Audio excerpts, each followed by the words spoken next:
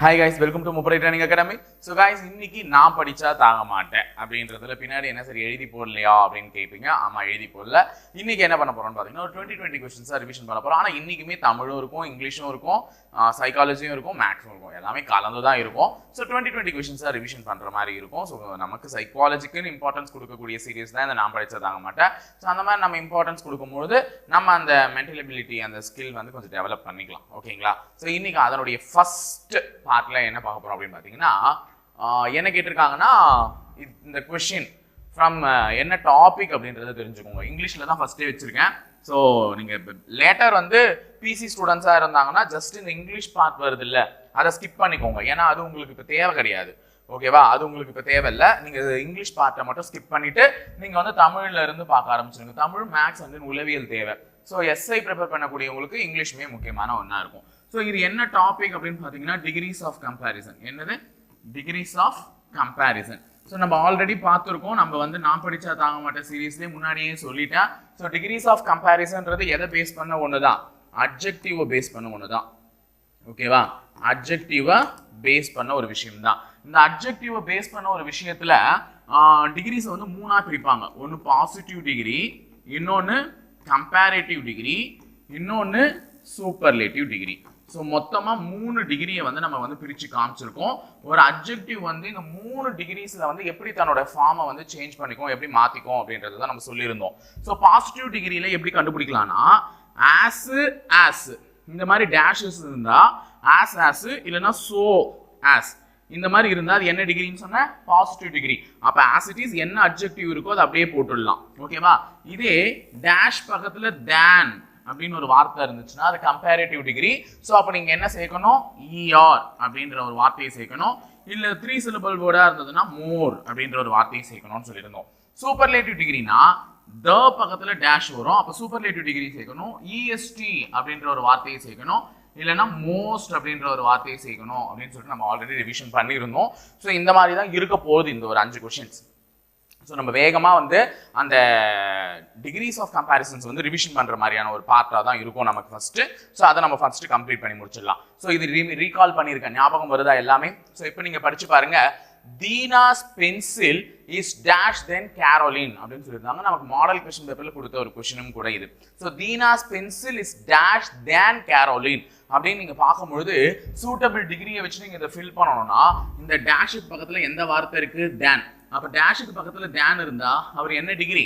Comparative degree. டேஷுக்கு பக்கத்துல தேன் இருந்தா comparative degree.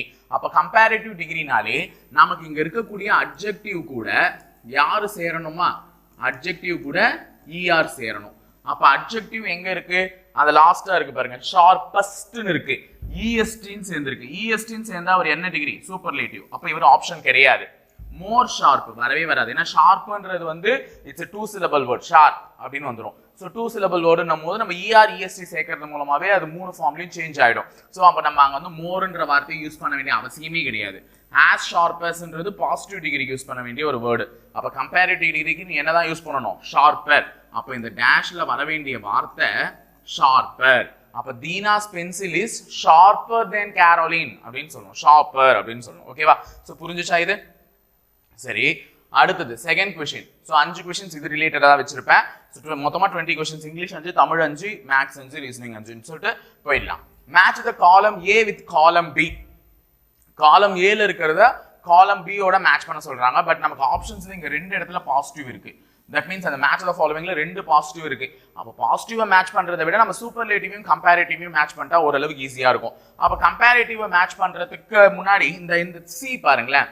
Akbar was the greatest Mughal king அப்படின்னு சொல்லிட்டு கொடுத்துருக்காங்க. Akbar was the greatest Mughal king. அப்போ த பக்கத்துல இருக்கக்கூடிய ஒரு அட்ஜெக்டிவ்ல என்ன சேர்ந்திருக்கு? இஎஸ்டி சேர்ந்திருக்கு. அப்ப த கிரேட்டஸ்ட் அப்படின்னும் போது இவர் என்ன டிகிரியில வராரு? சூப்பர்லேட்டிவ். ஏன்னா சூப்பர்லேட்டிவ்னாலே என்ன வந்திருக்கணும்? இஎஸ்டி அப்படின்றது வந்திருக்கணும். ஸோ அதே மாதிரி இங்க அட்ஜெக்டிவ் கூட இஎஸ்டி வந்திருக்கு. ஸோ சிக்கு வந்து 1. அப்போ 3வது இடத்துல 1 இருக்கணும். ஸோ 3வது இடத்துல 1 இருக்கிற மாதிரி எனக்கு 3 ஆப்ஷன் இருக்கு. அப்போ சி மட்டும் கேன்சல் ஆயிடுது, இந்த ஆப்ஷன் மட்டும் வராது.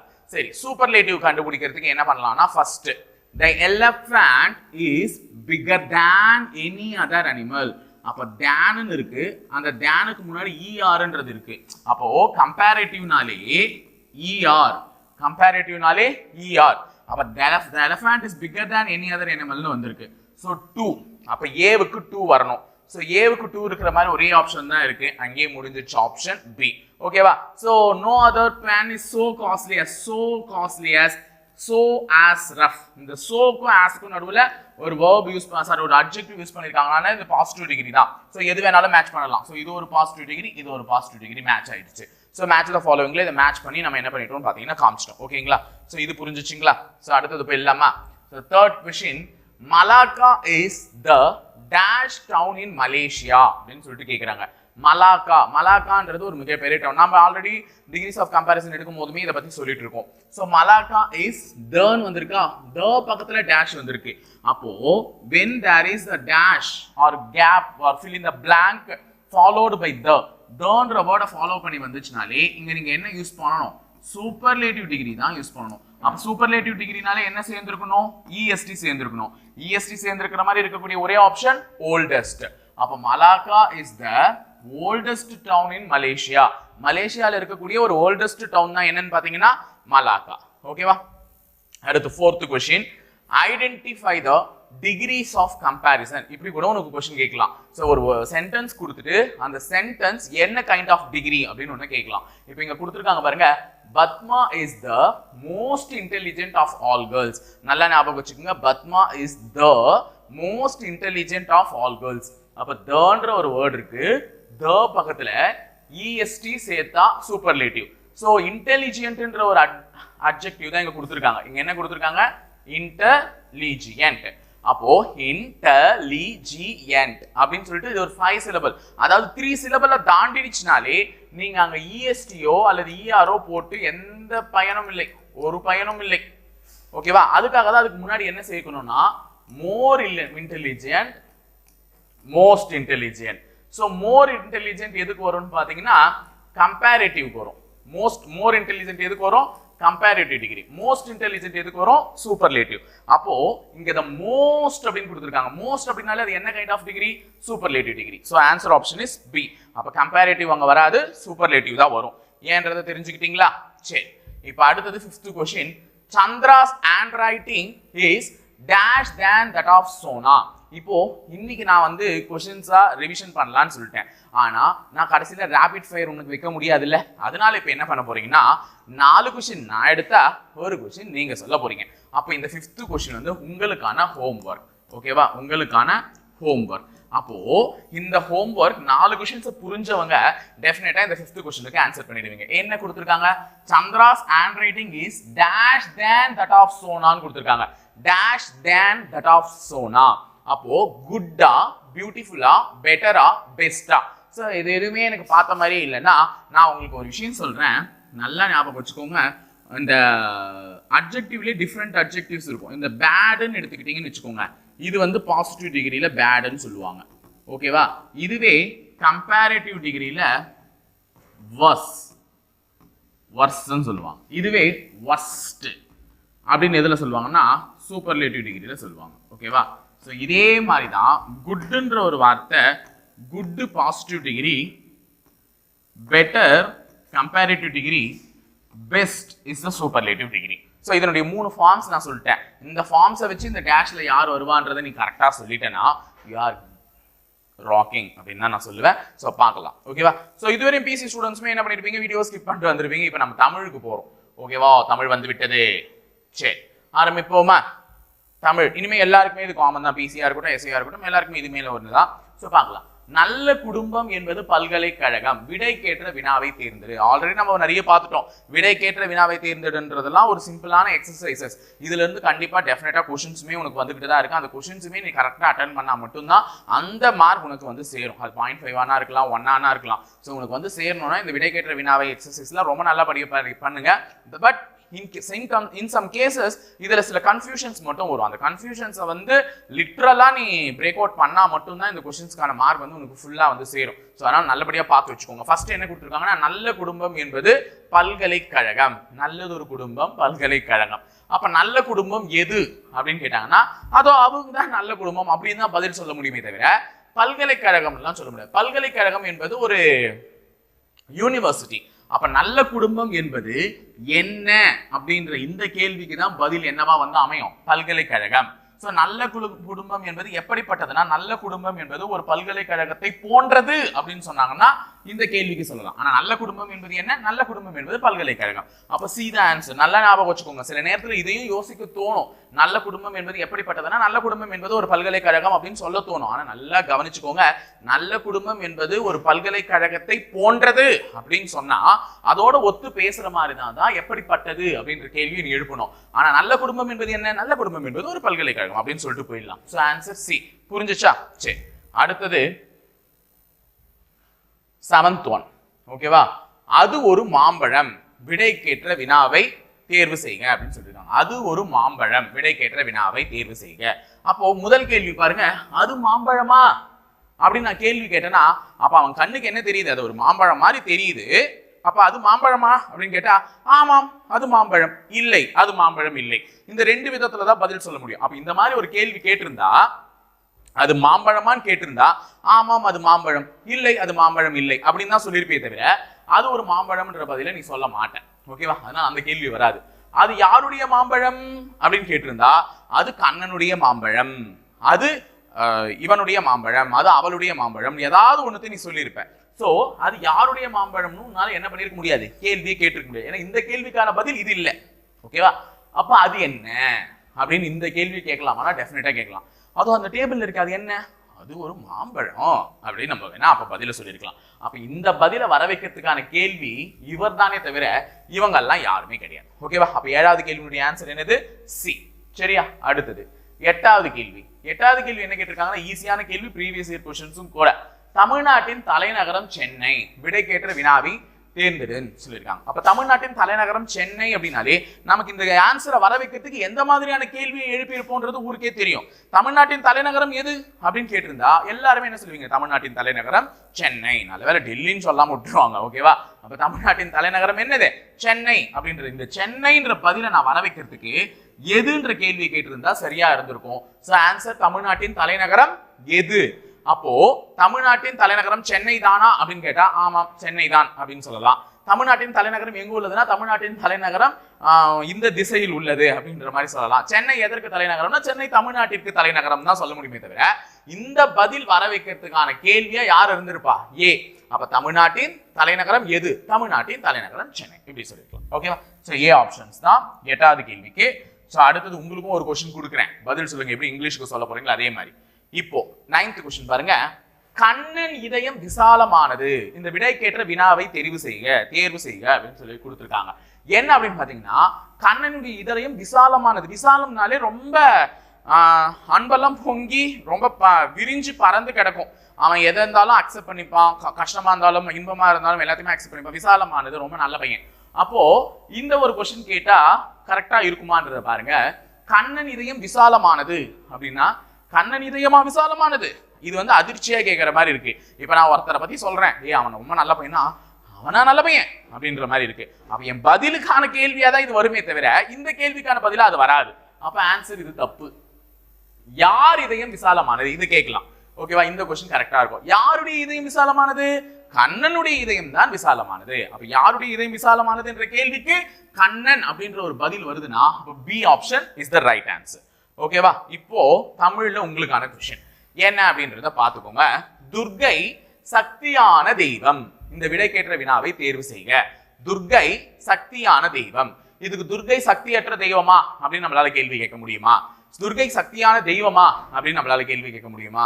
இல்ல துர்கை எப்படிப்பட்ட தெய்வம், துர்கை என்ன தெய்வம்? இதுல என்ன क्वेश्चனுக்கு நீ கரெக்டா சொல்ற அப்படின்றத யோசிச்சு உன்னுடைய ஆன்சரை மறக்காம கமெண்ட் பண்ணிடு. So I am waiting for the comment. ஓகேவா? சரி, அடுத்தது நம்ம எங்க போறோம் அப்படின்னா சைக்காலஜில வரக்கூடிய டேட்டா இன்டர்பிரேஷன், மேக்ஸ்னு சொல்லலாம். இது மேக்ஸ் மாதிரி தான் சால்வே பண்ண போறோம். ஓகேவா? ஃபர்ஸ்ட் இத பத்தி என்னன்றத டீடைலா புரிஞ்சுக்கோங்க. இது வந்து ஒரு டோட்டல் நம்பர் ஆஃப் ஸ்டூடெண்ட்ஸ் 8000 பேர் இருக்காங்களாம். இந்த 8000 பேர் இருக்கக்கூடிய இந்த மாணவர்களுடைய எண்ணிக்கை தெளிவா கொடுத்துட்டான். அப்போ இந்த 8000 பேருன்றது என்ன தமிழ் எழுதி வச்சுக்கோங்க, அங்க கொடுத்துட்டு இருக்காங்க. வெவ்வேறு மாநிலங்களில் செமினாரில் பங்கேற்ற மாணவர்கள் எவ்வளவு பேர்? 8000 பேர். இதுல இது அசாம், அசாம் இங்க ஏ வரணும். அசாம்ல வந்து 18% பேரும், மகாராஷ்டிரால வந்து 28% பேரும், ஒடிஷால 12%, கேரளால 15%, கர்நாடகால 13%, மத்திய பிரதேஷ்ல 14% பேர் என்ன பண்ணிருக்காங்க, பங்கேற்றுள்ளனர். புரியுதா? ஒரு டிஸ்ட்ரிக்ட் ஒரு ஸ்டேட்ல இருந்தும் எவ்வளவு பெர்சன்டேஜ் ஆஃப் பீப்புள் பங்கேற்றுள்ளனர் அப்படின்னு சொல்லிட்டு கொடுத்துருக்காங்க. ஸோ இந்த ஆனா மொத்தமா பங்கேற்றது எத்தனை பேரு? 8000 பேர். ஒரு ஸ்டேட்ல இருந்து இவ்வளவு பேர்னா, இப்போ ஒடிஷாவில இருந்து எவ்வளவு பேர் பங்கேற்றாங்கன்னு ஒரு கேள்வி கேட்கறாங்கன்னு வச்சுக்கோ. ஒடிஷாவில இருந்து எத்தனை சதவீதம்? 12%. 12% எப்படி எழுதுவ? 12/100 எழுதுவேன். நல்லா ஞாபகம் வச்சுக்கோங்க. எப்பவுமே சதவீதம்னாலே என்னது? பை 100. அப்ப 12/100 எழுதுவேன். எத்தனை பேர்ல? 8000 பேர்ல. அப்ப 8000 பேர்ல 12% பேர் எந்த மாநிலத்துல வந்தவங்க? ஒடிஷாவில இருந்து வந்தவங்க. அப்ப இந்த 2 0க்கு இந்த 2 0 அடிஞ்சிடுமா? அப்போ நீ பெருக்க வேண்டியது 12 × 80. இந்த 0வை தேவையில்லாம பெருக்காத. முதல்ல 12 × 8 பெருக்கிடு, கடைசியில 0 சேர்த்துக்கோ. 2 8 16, 1 8 9, சாரி 1 8 8, 8 1 1 9. அப்ப ஆட் பண்ணா 960. அப்போ ஒடிஷாவில் 960 பேரு இந்த செமினாருக்கு போயிருக்காங்க. எத்தனை பேர்ல? 8000 பேர்ல. அப்ப 8000 பேர்ல 960 பேர் எந்த மாநிலத்திலிருந்து போனவங்க? ஒடிஷான்ற மாநிலத்திலிருந்து போனவங்க. இப்படிதான் கண்டுபிடிக்கணும். இந்த மாதிரியான கேள்விகள் கண்டிப்பா இந்த பை வரைபடத்தை வச்சு உனக்கு கேட்பாங்க. சோ அதனால கண்டுபிடிக்க கத்து கொடுத்தோம். நான் முதல்லயே சொல்லி கொடுத்துருக்கேன். ஃபர்ஸ்ட் क्वेश्चन என்ன கேட்டிருக்காங்கன்றத பார்த்து வந்து கண்டுபிடிக்கலாம். ஃபர்ஸ்ட் क्वेश्चन நம்ம கண்டுபிடிச்ச क्वेश्चन தான். அதிசயம் நிஜமா நான் பார்க்கலாமா? நிஜமா சிம்பிளா இருக்குமே ஒடிஷா எடுத்தேன், பெர்சன்டேஜ் கம்மியா இருக்கு. ஆனா அதுவே ஃபர்ஸ்ட் क्वेश्चनா இருக்கும் நான் எக்ஸ்பெக்ட் பண்ணவே இல்லை. What is the number of students participate seminar in the state of Odisha? Odisha மாநிலத்தில் செமினாரில் பங்கேற்ற மாணவர்களுடைய எண்ணிக்கை என்ன? தேவையில்லாம நம்ம முதலே கண்டுபிடிச்சிட்டோம். எவ்வளவு பேரு? 960 பேர். அப்ப 960 மாணவர்கள் எந்த மாநிலத்திலிருந்து மட்டுமே பங்கேற்றிருக்கலாம்? அந்த 8000 பேர்ல ஒடிஷாவில இருந்து மட்டுமே. சோ ரெண்டாவது கேள்வி பார்த்துக்கோ. ரெண்டாவது கேள்வி என்ன சொல்றாங்க? இப்படிதான் டக்கு டக்குன்னு ஆன்சர் பண்ணணும். ஓகேவா? ரெண்டாவது கேள்வி, மகாராஷ்டிரம் மற்றும் அசாம் மாநிலத்தில் செமினாருக்கு பங்கேற்ற மாணவர்களுடைய வித்தியாசம் காண்க அப்படின்னு சொல்றாங்க. What is the difference between the students participated in the seminar in the states of Maharashtra and Assam? அப்ப மகாராஷ்டிராவுக்கும் அசாமுக்கும் உள்ள டிஃபரன்ஸ் நல்லா ஞாபகம் வச்சுக்கோங்க. அப்போ மகாராஷ்டிரால பங்கு பெற்றவர்கள் 28%, மகாராஷ்டிராவில பங்கு பெற்றவர்கள் 28%, அசாம்ல பங்கு பெற்றவர்கள் 18%. புரியுதா? அசாம்ல பங்கு பெற்றவர்கள் 18%, மகாராஷ்டிராவில் பங்கு பெற்றவர்கள் 28%. உடனே இந்த கணக்கு எல்லாரும் எப்படி தெரியுமா போடுவீங்க? 28% கண்டுபிடிடா. 28 × 8000. சோ இந்த 2 0க்கு இந்த 2 0 கேன்சல், இது ரெண்டுத்தையும் பெருக்குடா. இது எப்படி கண்டுபிடிப்பீங்க? 18/100. 18 நீங்க தானே சார் சொன்னீங்க சதவீதம்னாலே பை 100ன்னு போட்டேன். எத்தனை பேர்ல?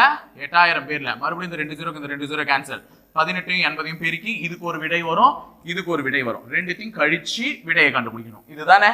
இதுதானே ஒரு ப்ரொசீஜர்னு கண்டுபிடிச்சிட்டு இருக்கீங்க. நல்லா ஞாபகம் வச்சுக்கோங்க. மகாராஷ்டிரால எத்தனை பேர் இருக்காங்க? சரி. அசாம்ல 18% பேர் இருக்காங்க. சரி. அது எண்ணிக்கையா கண்டுபிடிச்சு கழிக்கிறத விட நல்லா ஞாபகம் வச்சுக்கணும். எப்பவுமே ஒரு கணக்கை வேகமா போடணும். இப்ப மகாராஷ்டிரால எத்தனை சதவீதம்? 28.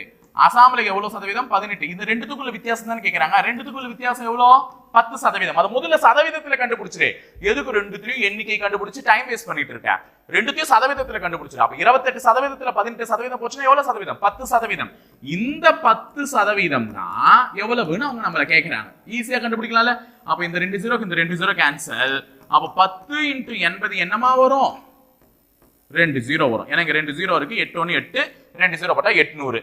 அப்போ மகாராஷ்டிரா மற்றும் அசாமில் உள்ள மாணவர்களுடைய எண்ணிக்கை 800. புரிஞ்சுச்சா? ஏ ஆப்ஷன்ல இருக்குது. நம்ம அது இல்லாம தேவையில்லாம கணக்கு பெருசா போடுறது. சரி, அடுத்த கேள்வி 13வது கேள்வி பார்த்துக்கோங்க.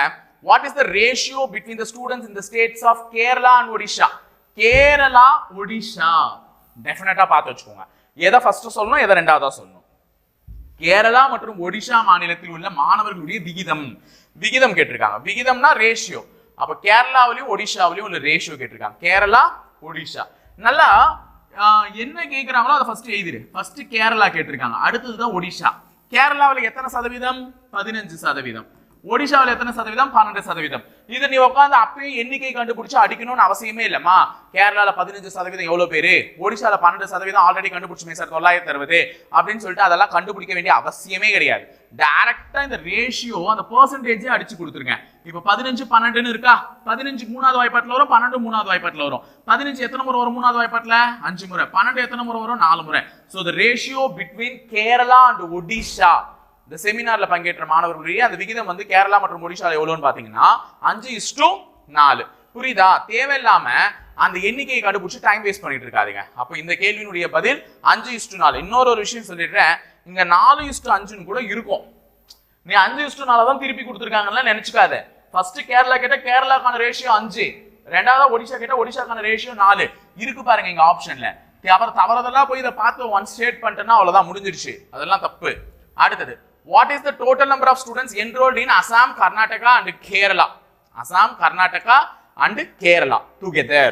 அசாம், கர்நாடகா மற்றும் கேரளா ஆகிய மாநிலங்களில் பங்கேற்ற மொத்த மாணவர்களுடைய எண்ணிக்கை. என்னென்ன ஸ்டேட் ஞாபகம் வச்சுக்கோங்கம்மா? அசாம், கர்நாடகா, கேரளா. அப்போ நம்மள 3 ஸ்டேட்ல இருந்து மொத்தமா எவ்வளவு பேர் வந்திருக்காங்கன்னு கேக்குறாங்க. எந்தெந்த ஸ்டேட்? அசாம்ன்ற ஒரு ஸ்டேட், கேரளான்ற ஒரு ஸ்டேட், கர்நாடகா. அப்போ 3 மாநிலத்தையும் கூட்டிக்கோங்க. அசாம் 18, கர்நாடகா 13, கேரளா 15. சோ 8 ஒரு 3 11, 11 ஒரு 5 16, 46%. இந்த 46% எவ்வளவு பேருன்னு கேக்குறாங்க. கண்டுபிடிச்சிடலாமா? சோ 46%னால என்ன பண்ணணும்? பை 100 இன்டு எவ்வளவு பேர்ல? 8000 பேர்ல. 2 0க்கு 2 0 அடிச்சுக்கோ. அப்ப 46 இன்டு 80. இந்த 0 கடைசியாவே முதல்ல இதை பெருக்கிடு. 4 8 எவ்வளவுமா? 48. 4 8 எவ்வளவுமா? 32, 36. சோ 3680 பேர் பங்கேற்றுள்ளனர். புரியுதா? எவ்வளவு பேரு? 3680 பேர். கடைசியில அந்த 0வை பார்த்தா புடிச்சிடலாம். சோ 3680 இருக்கு பாருங்க. ஓகேவா? சோ இங்க இருக்க டி ஆப்ஷன். சோ டக்குன்னு இங்க போடாதீங்க, அந்த நடுவுல இருக்க 2 டிஜிட்டை மாத்தி வச்சிருக்காங்க. சோ 3680, 3860 கிடையாது, பார்த்து வச்சு போடுங்க. ஓகேவா? So last question. இந்த क्वेश्चन புரிஞ்சுக்கிட்டு இப்போ நீங்க தான் ஆன்சர் பண்ண போறீங்க. தமிழ்ல ஒரு क्वेश्चन கொடுத்திருக்கேன், இங்கிலீஷ்ல ஒரு क्वेश्चन கொடுத்திருக்கேன். இப்போ மேத்ஸ்ல ஒரு question. In which state the student strength is double the time of the student strength in Madhya Pradesh? In which state the student strength is double the time of the student strength in Madhya Pradesh? மத்திய பிரதேசத்தில் உள்ள மாணவர்களை போல் எந்த மாநிலத்தில் இரட்டிப்பு அளவிலான மாணவர்களின் எண்ணிக்கை உள்ளது? இது பார்த்தாலே கண்ணு தெரிஞ்சாலே சொல்ல வேண்டிய ஒரு क्वेश्चन. நல்லா ஞாபகம் வச்சுட்டு ஒழுங்கா சொல்லுங்க. மத்திய பிரதேசல எவ்வளவு பேர் இருக்காங்களோ அதை போல இரட்டிப்பு மாணவர்கள். அப்பனா இரட்டிப்புனா என்ன? அப்படியே டபுள் பண்ணணும். ஓகேவா? மத்திய பிரதேசத்தில் இருக்கக்கூடிய மாணவர்களுடைய எண்ணிக்கை 14%. இத போல டபுள் மடங்கு எந்த ஸ்டேட்ல இருக்காங்கன்னு क्वेश्चन. ஓகேவா? பாக்கி இருக்க ஸ்டேட்லாம் பார்த்தோம். அசாமா, கர்நாடகாவா, கேரளாவா, ஒடிஷாவா, மகாராஷ்டிராவா? 5 ஆப்ஷன் இருக்கு. எதுன்றத மறக்காம கமெண்ட் பாக்ஸ்ல கமெண்ட் பண்ணிடு. ஓகே? சோ போலாமா? இப்போ 16வது क्वेश्चन. அவ்வளவுதான், முடிய போகுது. டக்கு டக்குன்னு முடிச்சிடலாம். இதுவும் ஒரு மேக்ஸ் क्वेश्चन தான் வச்சிருக்கேன். 16வது क्वेश्चन வந்து பாருங்க, ரொம்ப நல்ல question. A box contain 100 blue balls, 50 red balls and 50 black balls. 25% of the blue balls and 50% of the red balls are taken away. Then percentage of the black balls are present is அப்படின்னு சொல்லிட்டு கேட்டிருக்காங்க. ஒரு பெட்டியில் 100 நீல பந்துகள் இருக்கு. அப்போ blue பால் எத்தனை இருக்கு? 100 ப்ளூ. ஓகேவா? 50 ரெட் பால், சிவப்பு பந்துகள். அப்ப 50 ரெட் கலர் பால்ஸ் இருக்கு, சிவப்பு பந்துகள். 50 கருப்பு பந்துகள். அப்ப கருப்பு பந்து எவ்வளவு இருக்கு? பிளாக் கலர் பால் 50 இருக்கு. அப்ப பெட்டியில மொத்தமா எவ்வளவு பால் இருக்குன்னா 200. இது ஃபர்ஸ்ட் கணக்கு. 200 பால் மொத்தமா இருக்கு.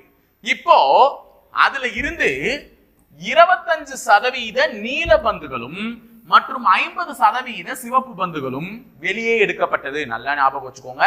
25% நீல பந்தை எடுத்துறேன், 50% சிவப்பு பந்தை எடுத்துறேன். அப்ப மொத்தமா சிவப்பு பந்து எவ்வளவுமா இருக்கு? 50 தான் இருக்கு. அதுல 50% எடுக்கிறேன். நல்லா ஞாபகம் வச்சுக்கோங்க. 50 பாலை எடுக்கல, 50%. 50%னா பாதி.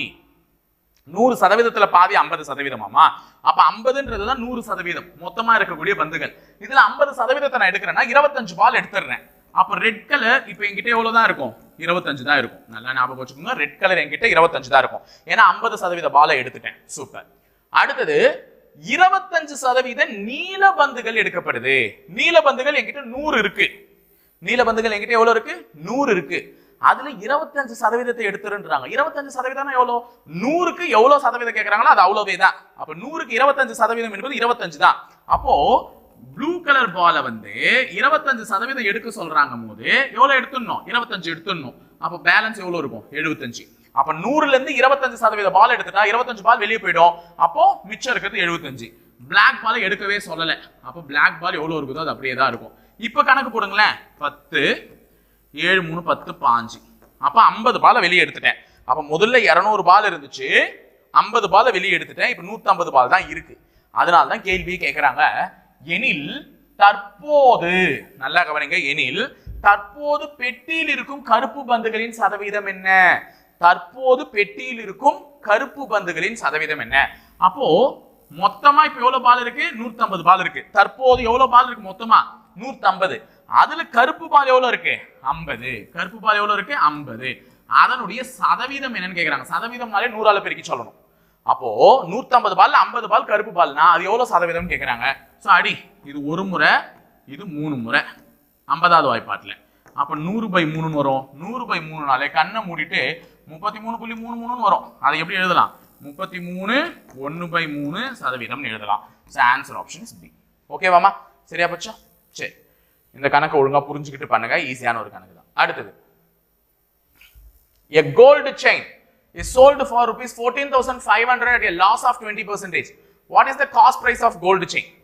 ஒரு தங்கச் சங்கிலியை 14,500க்கு விற்பதன் மூலம் நட்டம் ஏற்படுகிறது. நட்டம் மட்டும் தான் கொடுத்திருக்காங்க தமிழ்ல. எத்தனை சதவீத நஷ்டம்? 20% நஷ்டம் ஏற்படுகிறது எனில் தங்கச் சங்கிலியின் அடக்க விலையை காண்க. இங்க கேட்டிருக்கிறது அடக்க விலை. அடக்க விலை எப்பவுமே 100%. அததான் கேட்டிருக்காங்க. 100% எவ்வளவுன்னு கேட்டிருக்காங்க. அடக்க விலை எப்பவுமே என்னது? 100%. நஷ்டம் ஏற்பட்டுச்சுன்னா அதை கழிச்சுக்கோ அடக்க விலையில இருந்து.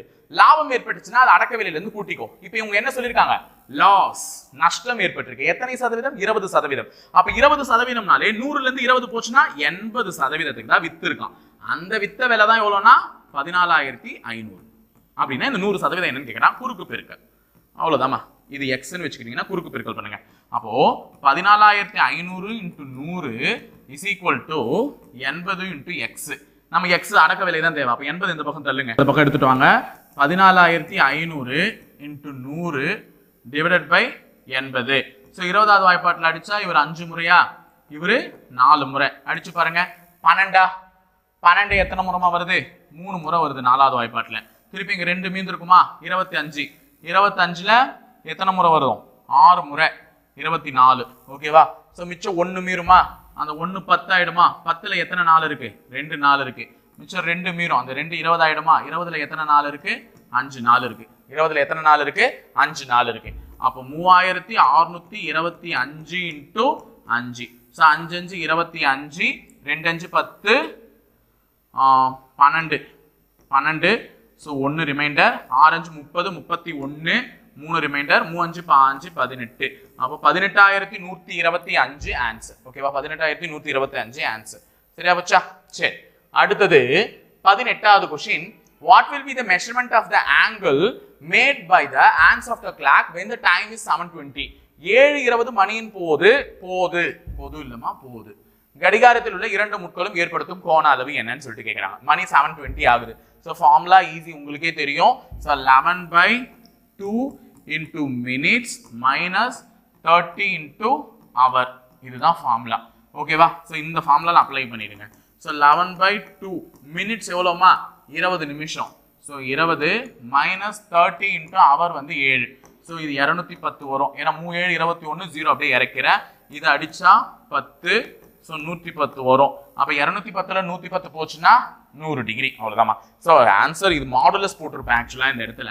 சோ நான் மாடுலஸ் போடல. ஆன்சர் நெகட்டிவ்ல வந்தாலுமே நீ பாசிட்டிவா தான் சொல்லணும். So 110 - 210 is equal to 100 degree. அவ்வளவுதான். சரியா? முடிஞ்சிச்சு. அடுத்து 19வது क्वेश्चन. கோடிங் டிகோடிங் தான் கேட்டிருக்காங்க. என்ன क्वेश्चन?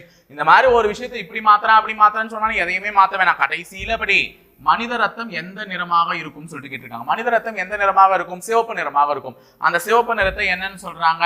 மஞ்சள்னு சொல்றாங்க. சிவப்பு நிறத்தை என்னன்னு சொல்றாங்க? மஞ்சள். அவ்வளவுதான், முடிஞ்சிச்சு. Answer over. புரியுதா? சரி, இவ்வளவுதான். क्वेश्चन பார்த்தோமா ஆன்சர் அடிச்ச மாதிரி இருக்கணும்.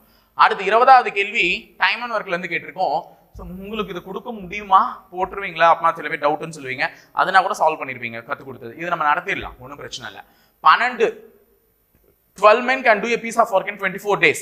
How many days are needed to complete the work in 8 men to do this work? 12 ஆண்கள் ஒரு வேலையை 24 நாட்களில் முடித்தால் 8 ஆண்கள் அதே வேலையை முடிக்க எத்தனை நாட்கள் ஆகும் சொல்லிட்டு கேக்குறாங்க. சோ இது வந்து நமக்கு செயின் ரூல் ஃபார்முலா அப்ளை பண்றதுதான். ஃபர்ஸ்ட் இங்க 2 சென்டென்ஸ் இருக்கும். இது வெறும் ஒரு சென்டென்ஸ், இதுல இருந்து ஒரு சென்டென்ஸ். ஓகேவா?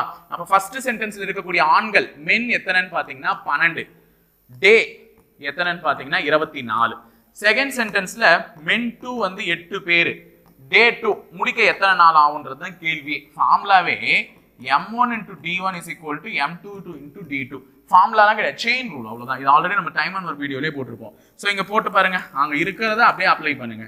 இஸ் ஈக்குவல் டு m2 வந்து 8 into x. ஸோ 8 இந்த பக்கம் இறக்கிடுங்க. 12 into 24/8. எட்டாவது வாய்ப்பாட்டில் இது ஒரு 3 முறை, இது 3 முறை 24. So x. So 12 into 3 36. அப்போ எத்தனை நாள் எனக்கு தேவைப்படும்னா 36 நாள் எனக்கு தேவைப்படும். இதுதான் கணக்கு, முடிஞ்சிச்சா? இது மாதிரியே எல்லா கணக்கும் சுலபமா போடலாம், நீங்க ஒழுங்கா இந்த சீரியஸா ஃபாலோ பண்ணா. இன்னைக்கு எப்படி இருந்தது? அந்த வழக்கமா எழுதி போட்டு எடுக்கிறத விட இந்த மாதிரி கொஸ்டின் டைப்ல எடுத்தா எப்படி இருந்தது அதை கமெண்ட் பண்ணிட்டு போங்க. ஓகே சார் பரவாயில்ல, ஃபார் பெட்டர் அப்படின்னு சொன்னீங்கனாலும் ஓகே, இல்ல நீங்க அதுவும் எடுத்துட்டு வாங்க இதுவும் எடுத்துட்டு வாங்க கலந்துவே போகலாம் அப்படின்னு சொன்னாலும் ஓகே, எப்படி சொன்னாலும் உங்க விருப்பம், உங்க விருப்பம் செய்யலாம். ஓகேமா? ஸோ இணைந்திருங்கள், தொடர்ந்து பயணிப்போம். பேச்சு மேத்தோட. நன்றி, வணக்கம்.